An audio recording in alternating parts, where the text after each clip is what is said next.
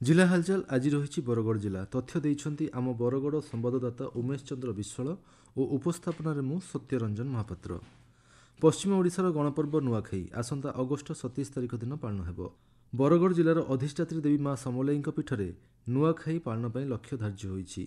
भाद्रव शुक्ल पक्ष पंचमी तुला लग्न स्वाति नक्षत्र मीन नवांशे पूर्वाह्न 10 घंटा 23 मिनिट्रु 10 घंटा 37 मिनिट मध्य सर्वसाधारण इष्ट देवादेवी नवान्न भोग लगी करिबा परे नुआ खाइबे बोली लग्न धार्य होईछि। एहा पूर्वदिन निषार्धरु पाहांती मध्यरे देवींकठारे नुआखाई भोग लगी हेबो बोली समलेश्वरी मंदिर परिचालना कमिटी पक्षरु सूचना दिया जाइछि। अनुरूप भावे पाइकमालर नृसिंहनाथ मंदिर भटलीर दधिभावन मंदिर कमिटी पक्षरु मध्य नुआखाई लग्न धार्य होईछि। कृषिभित्तिक एही महान गणपर्वकु हर्ष और उल्लासर सहित पालन करिया पई गाँठू सहर पूरा प्रस्तुति लगी पड़छंती। जिलार विभिन्न स्थान में नुआखाई बजार बसुछि।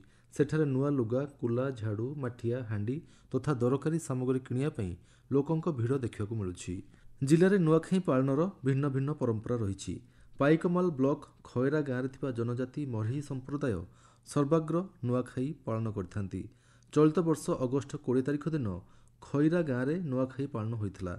नुआखाई पालन पई नुआ सामग्री संग्रह करी एहा पालन करथिबा कहंती वरिष्ठ महिला उर्वशी मरही। नुआ तेलेन थिके चकेल बनासु नुआ हाणी से धान के भाजसु चूरसु आमे तो कुणानी करूँ चूरसु आरु खीरी न टिके लगामु से पिठा तीन टिके लगामु आरु सेरा के फिर थुई थुई मुझे पतरे धरमु से चकेल पिठा बनामु चकेल के फिर पतरे धरसु आमे भेलुआ पतरे चकेल ए करसु पूजा करसु पतरे धरसु बोला तो बैठा जितरा लगबा बैठा बसासु पुंजी गिटुरी दे करी और हेटा पुजारी सेरा करबा पुजारी सब घी गुरस देबा पूजा करबा आरु तेके हेरा छुआ मन के गुड़गुड़ा सुल्लाबा। गाँव में खयरान देवी सर्वप्रथमे भेलुआ पत्र नुआ लगी कर जाइथिला।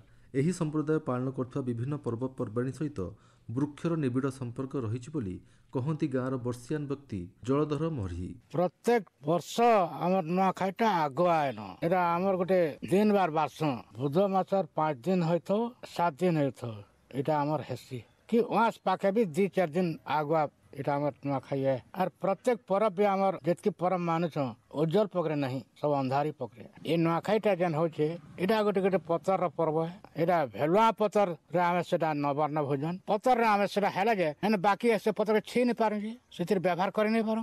बरगड़ जिलार पद्मपुर अंचल में नुआखाई समय नुआ अन्न सहित इष्ट देवादेवी नुआ मुग अर्पण करिवार विधि रही। प्रथमे अमल करथिबा मुगकु चाषी माने ठाकुरंकु अर्पण करि सारिया परे ताहाकु बजार रे बिक्री करथांती। तेबे चाषी माने आगुआ मुग अमल आरंभ करदेलेनी। एथर भल अमल होइछि बोली कहिसंती गाईसिलेट ब्लॉक भूती बाहालर चाषी दंपति तपस्विनी साहू एवं स्वप्नेश्वर साहू। लखीसरान दिन लखीसरान दिन 2-4 दिन बतर थिला कहिछु मुग माने हमर हेइसे जेन जेन माने लखीसरान दिन करिछन चाषी माने से दिन भल हेइसे सेनु सियाल पैन बसला झरी कला जे जेन जेन माने करिछन ते कुही कुहा जैसे जो भल नहीं है आमटा में तो भल हेइसे हराहुरी एकड़ी हेइ जबा एटा जिन चाष करा जे मुग चाषटा हले लखीसरान दिन एटा जेन गुटे बतर देथिला सेति टाइम के एटा चाष करथिली मुई एटा चिकनी काले मुग तने भल हेइसे मोर जेति चाष करिछन जेन एकड़ीटा भल हेइसे चाष।